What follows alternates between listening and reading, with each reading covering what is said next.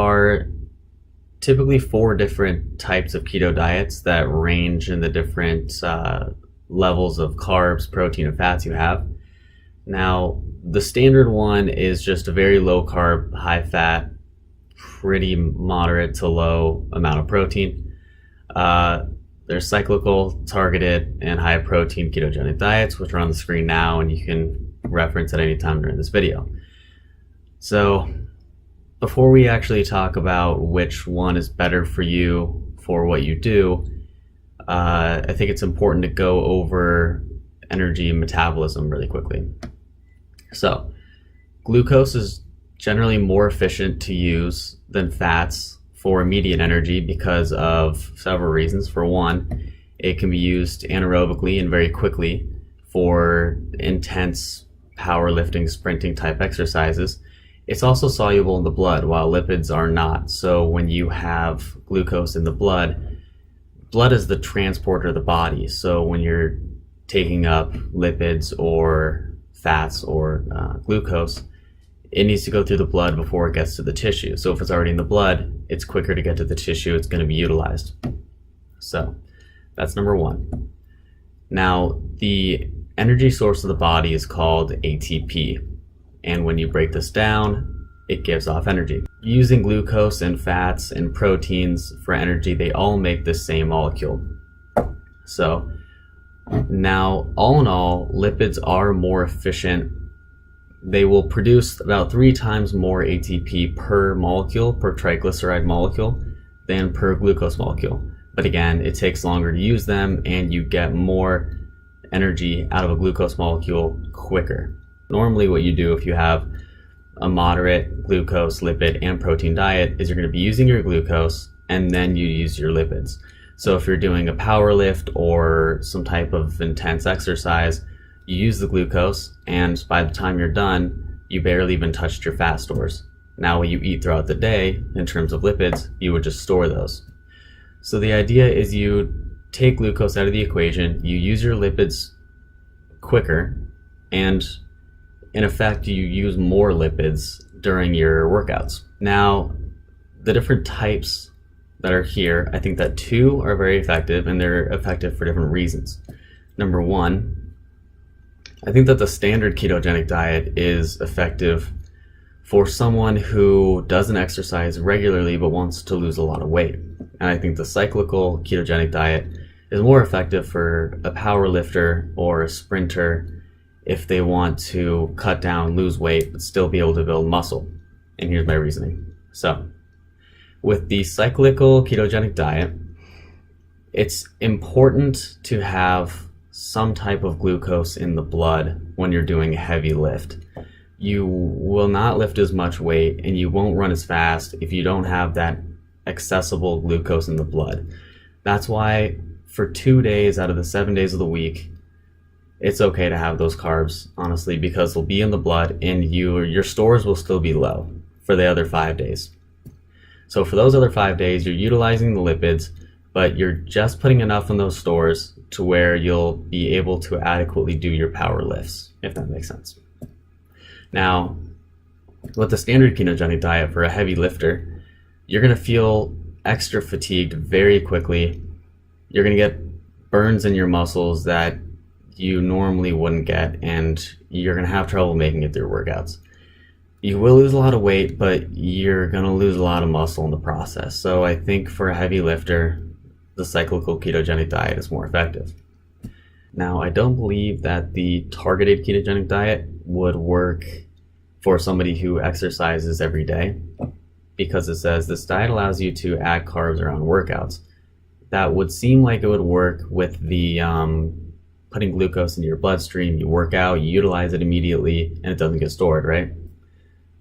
If you're working out every day and you're taking in carbs every day, that's really not a keto diet anymore. So I would really only say that this targeted ketogenic diet would work if you didn't work out that often. And even at that point, the standard ketogenic diet is probably more effective. Now, a discussion between the standard ketogenic diet and the high protein ketogenic diet I think is important to have, because a lot of people have this idea that if you're a weightlifter, power lifter, and you want to get way bigger and you want to get massive and you want to do it quick, then taking in as much protein as you can is the solution. Really, it's not. Your body can only synthesize so much, and there's no certain number. It just depends on your metabolism and your weight and everything like that. But at the end of the day, you're not going to be using, if you take in like 100 or 200 grams of protein, you're most likely only going to be utilizing anywhere from 60 to 80. Maybe Olympic lifters and those types of people would do a little over 100. But if you're taking in more than you're using of the protein, then you're going to be storing it, and it stores as fat. It can. Carbs can also store as fat. Proteins can store as fat. It's just part of the breakdown in the metabolism. If I were ranking these, I would say the cyclic ketogenic diet for the heavy lifters, standard ketogenic diet for the high rep, low intensity, or people who don't exercise often, and then the high protein, and then the targeted. I guess those are pretty close, but I wouldn't worry about those. I would stick with either the standard or the cyclical, depending on what your activity level is. Now, in addition to the benefits of the ketogenic diet, I think it's important to talk about the risks. There aren't many risks unless you have a certain disease or diagnosis, but especially if you have diabetes, it can be very risky if done wrong. Now, the red blood cells, the brain, and certain internal organs feed off of glucose almost exclusively. Now, what happens when you don't have very much or any glucose in the body is those parts still need to be supplied with energy. So fats break down and they start to connect broken down parts of themselves into ketone bodies. That's where the name the keto diet comes from. These ketone bodies have the ability to enter these blood cells, brain, and internal organs to provide energy, and only they can do it aside from the glucose. So what happens in diabetics especially is you get ketoacidosis. The ketone bodies, if you have too many of them, become acidic. What happens when you're a diabetic is you don't produce insulin. Insulin has this mechanism where it is able to put a brake on the amount of ketone bodies you make. Now, in addition to its function of allowing glucose to enter the body, if you don't have that ability anymore, especially in type 1 diabetics, if you don't even make insulin anymore, then there's no brake on the amount of ketone bodies you make, and you get ketoacidosis, which is a very serious illness. Now, if you're a type 2 diabetic and you're on insulin and you try the keto diet, that is extremely risky, because if you cut out carbs from the diet but you're still taking the insulin as prescribed, the insulin is used to help bring in the carbs you take so that they can be utilized. Now, if you're not taking in any carbs, you are going to get something called hypoglycemia, where now you have a huge blood sugar deficit, and if you're a diabetic on insulin, you do need that energy.